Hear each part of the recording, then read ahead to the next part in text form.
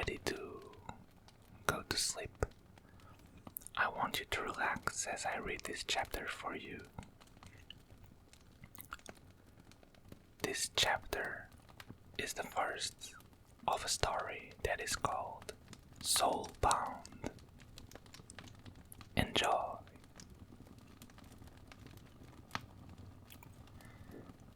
Several men waited with ropes on their hands at precise locations by the docks. The ship could be seen in the distance, entering the bay that protected the harbor. The men working at the docks had been warned of its arrival minutes earlier by the distinct sound of a ship's bell. The big galleon slowly sailed into the docks, carefully maneuvered by its helmsman. It was one of the Allegis Navy's ships, by the name of White Whale, one of the most famous ships of the Navy. It had white painted wood on its belly and white sails with whales drawn upon. Also, its figurehead was that of a white whale. It had gained that name because it was used in the past to hunt one on an expedition to the north. Inside the captain's quarters was a woman. She was sitting on the captain's chair but was turned towards the window on the back wall of the quarter. She wore black pants that were covered to the knee by an ocean blue overall, tightened around her waist. The overall had 2 white stripes that went down from the shoulders to the knees and was covered by white sheep fur on its borders. She was also wearing a pair of dark brown long boots. A big contrast to the blue was her light red hair, very long and curly. Due to the curliness of her hair, it only reached down to half her back, but were it straightened it would easily reach her legs. A knock was heard on the wooden door of the quarter. "Come in," the woman said, getting up. A tall, bulky man came in the quarter. He was all dressed in a white navy uniform. He had a big jacket with the admiral insignia on its left chest side and a whale drawn on its back. "My Lady Evergreen," he said with a slight bow, "will be docking in 5 minutes. An officer will be ready to escort you to your rooms once we do."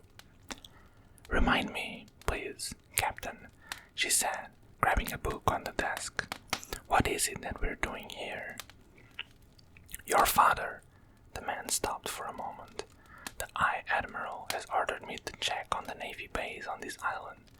It is common to do these checkups in order to ensure everyone is doing their job. We won't be staying more than 3 days, my lady. We'll be back on the seas in no time." The woman walked towards the captain of the ship and gave him the book she had picked up. "Thank you for lending me this book, Captain. I enjoyed it very much. I'll walk around the village and see if I can buy a new one for the rest of the voyage." She then exited the captain's quarters. When she did, an officer saluted her and immediately said, "My lady, I'm here to escort you on land and to your rooms. Please ask me for anything you might desire, and I will do it." She took a big breath of the sea air with closed eyes and a pure smile. The sun shone on her pale skin and its warmness made her feel drowsy. Before she could thank the soldier for his service, a platoon of Navy soldiers came out of the gun deck with a shackled man. She looked at the poor soul and wondered what he had done to be arrested. "Who is that man?" she asked the soldier who had just spoken to her. "That's a filthy pirate by the name of Grey Marrow. He was commonly known as the Emissary of Death. He was one of the most trusted captains serving under the pirate lord Asher Lead. A high-value target he was." "Was?" she asked. "You speak as if he's already dead." "Which he is, my lady," the soldier said with a good laugh. "No pirate gets imprisoned on the island. Straight to the gallows they go. I reckon this will be his last night before he takes his final breath." She looked at the man. He was in tattered clothes, all bruised and dirty looking. Clearly, he had been very mistreated on board, and she didn't even know he was on board until now. But she couldn't feel sorry for him. He was a pirate.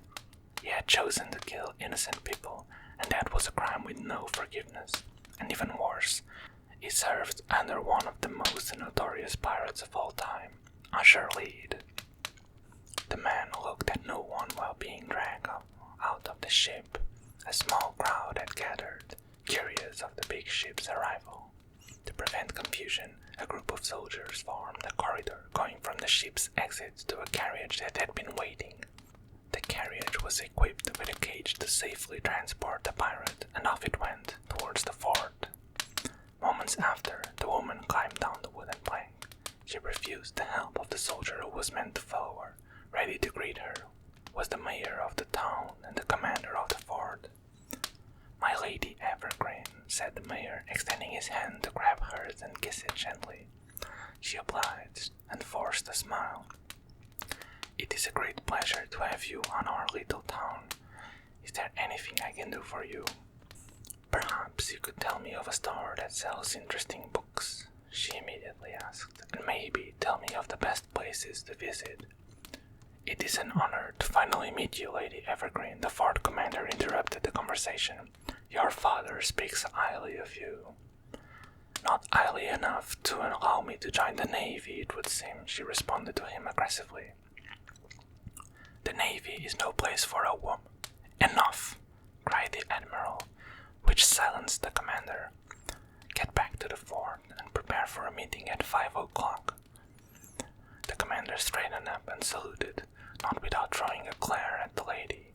He turned and left, followed by his man. "We have a great bookstore right on the other side of the harbor," the mayor told the woman in hopes of diffusing the tension. "You will also be interested in visiting the old shrine and maybe try our local specialty in one of our inns." "The shrine," she said. "Where is it?" "Why, just outside town, near the waterfall," the mayor informed. "My lady," said the admiral, "I do not advise visiting the shrine as it isn't patrolled and we do not know what might lurk nearby." "I can assure you, Admiral, that there is no danger at all on this island," the mayor said with a smile. "It is well protected by our men, and let me tell you, they guard it well." And he laughed. "Would you take responsibility should anything happen to our Lady Evergreen?" the admiral asked, infuriated with what the mayor had just said. "I apologize, Admiral," he bashfully said. "I can speak for myself, Admiral," she defied his words. "Besides, I will be escorted by that lovely soldier of yours, isn't that right?" "I'll be more than safe." The admiral reluctantly agreed, not wanting to provoke or fall on the bad side of the woman. After she received directions to the shrine and went on her way, he grabbed the mayor by his vest collar and pulled him off the ground. "If anything happens to her, you'll regret having mentioned that shrine forever." He then dropped him on the floor. "Are we clear?" Yes, sir," the mayor whimpered. "Good. Now get out of my sight." The admiral and his platoon of men made his way towards the fort. On the other side of the harbor, the woman was enjoying the view. She looked amazed by every ship she saw. Her pale skin reflected the sunlight and seemed to ignite a smile on every face she turned to greet. Her first stop was by the bookstore the mayor had mentioned. It hadn't been hard to find. A big sign was hung above the door with white paint upon it which said, "Olivia's Books and Antiques." Upon entering, a bell could be heard, and moments after, some footsteps from the distance. The woman took the waiting time to look around. The store was dark, its shelves littered with all kinds of books and manuscripts. There was a big window that would allow the room to be filled with light were it not for it being covered with thick, dark curtains. By the counter there were some jewels, writing accessories and some incenses, one of which was burning, releasing a slim and enticing column of smoke. "Good afternoon, my dear," said an elderly voice from the corridor that led to the back of the store. From there, a curved woman appeared, her hair as white as snow. "My name is Olivia. What can I do for you?" The woman, calmed by the old lady's voice, smiled. "I'm looking for a book to read for my voyage," she said. "Let's not be hasty, dear. I gave you my name. You shall give me yours. That's only natural, wouldn't you agree?" Embarrassed impressed by her straight-to-the-point rudeness, the woman blushed. "Merida," she said.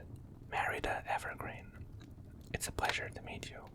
"Oh, what a lovely name you got, Merida." "Evergreen, you said. Now, that's a name you don't usually hear, my dear.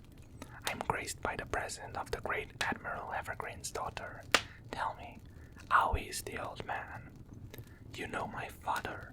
she asked hastily. "Oh, yes, yes," the elderly woman answered tenderly. "He used to visit my shop back in the day. Many books he brought here. A fine man he was.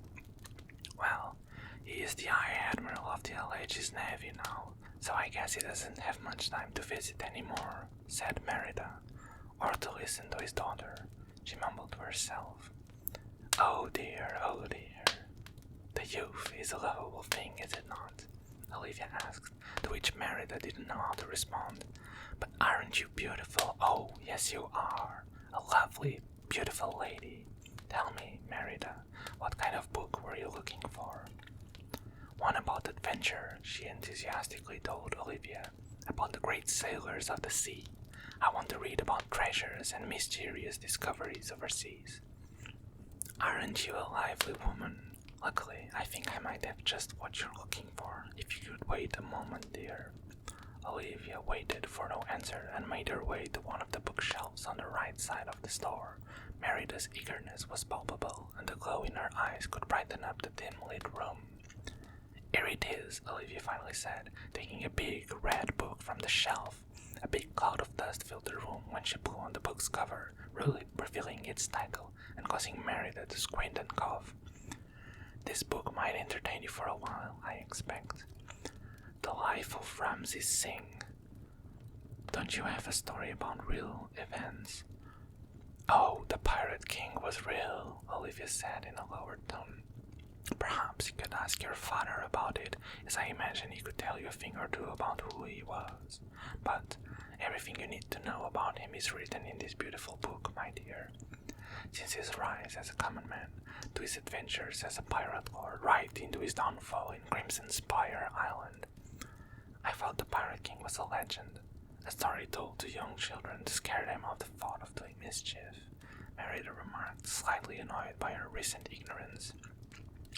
"Folk tales are often based on true events, my dear, and this is one of them." Olivia placed the book over her counter and opened it.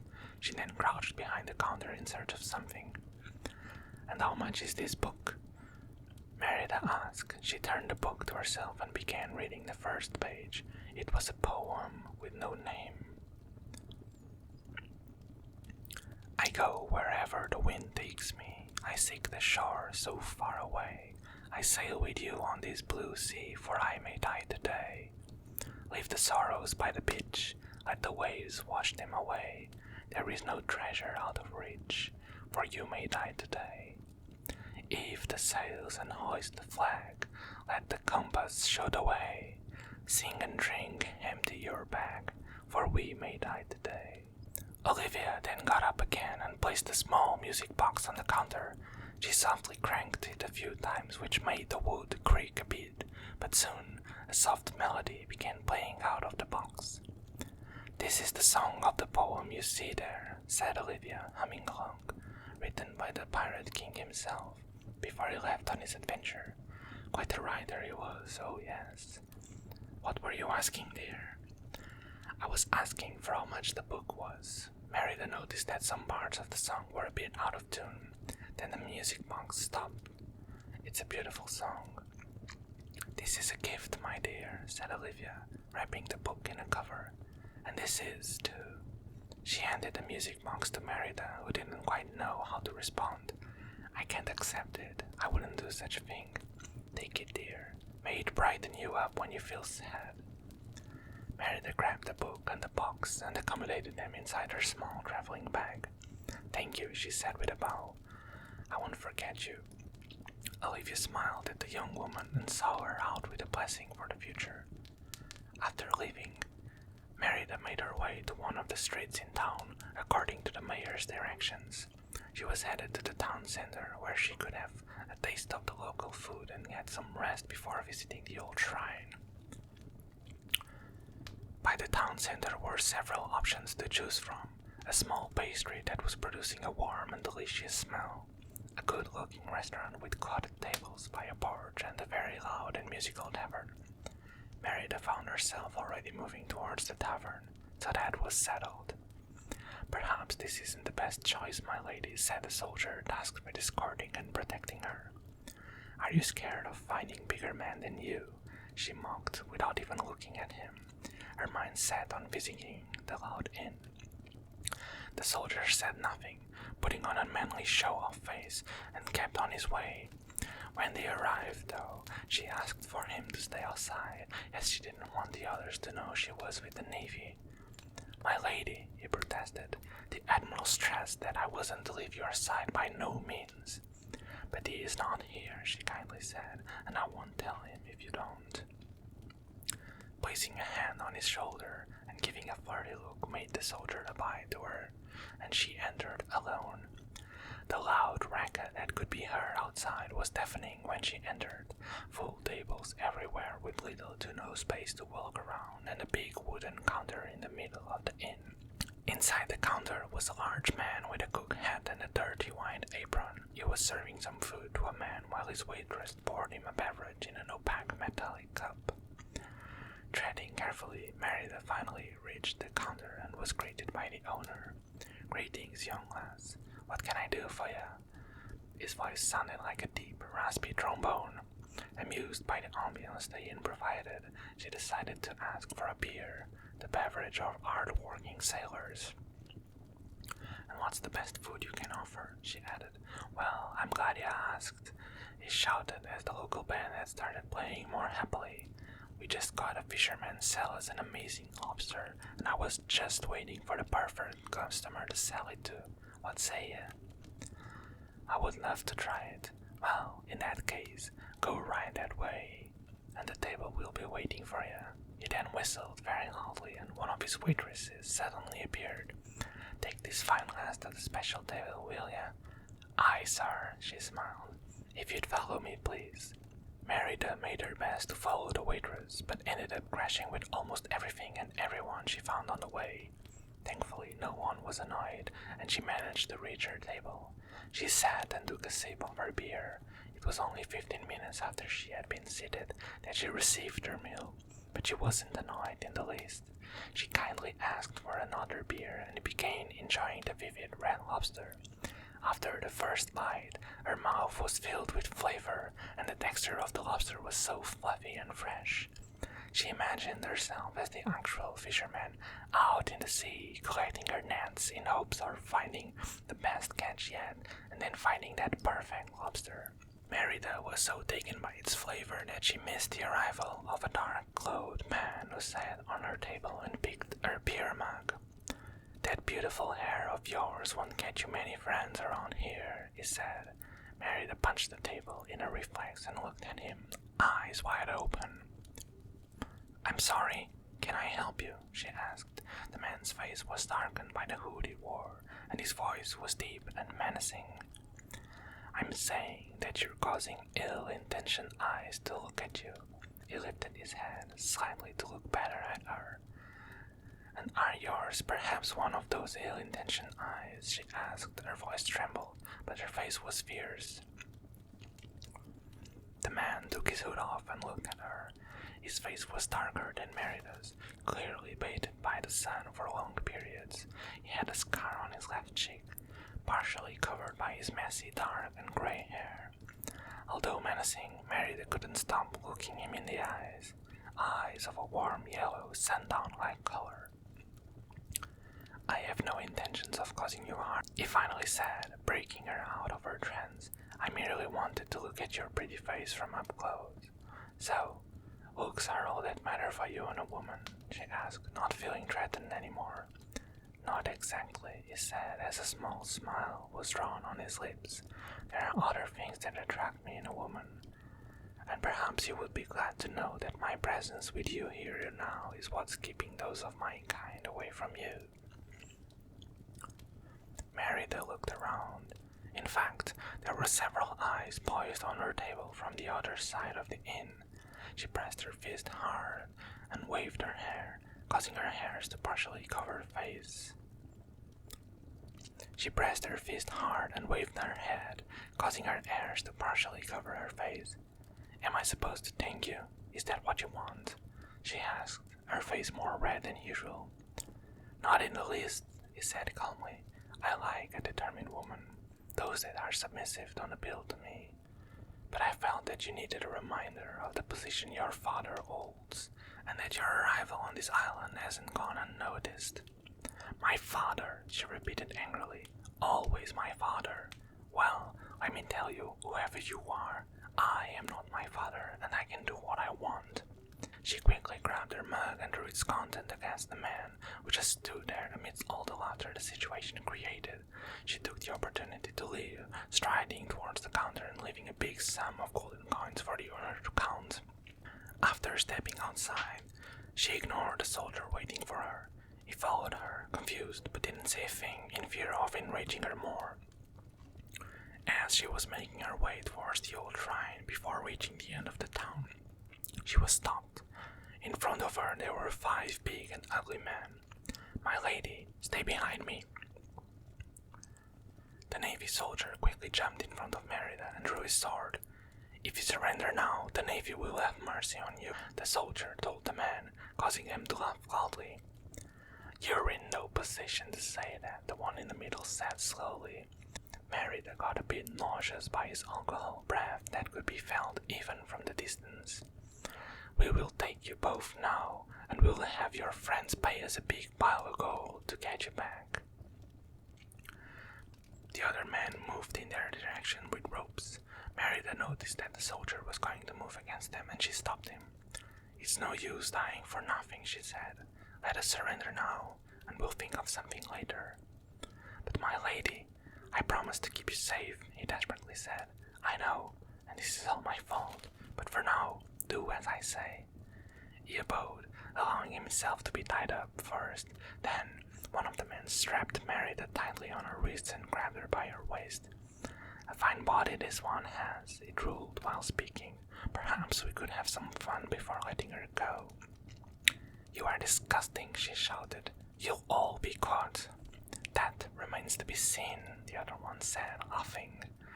"Now let's get out of here before anyone shows up." As they left, Merida was left wondering if the man at the inn was trying to warn her about them.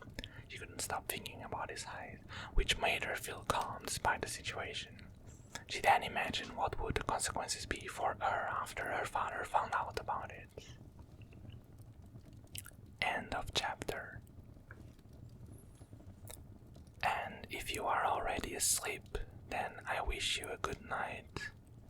And if you're still not asleep, then I hope this reading session has at least helped to relax you and take you away from your problems and all the things you deal with daily for just a few minutes. If you like this video and would like a continuation of this story, please leave a like and comment so I know that you want more. And until there, I will see you next week, so relax, relax, relax.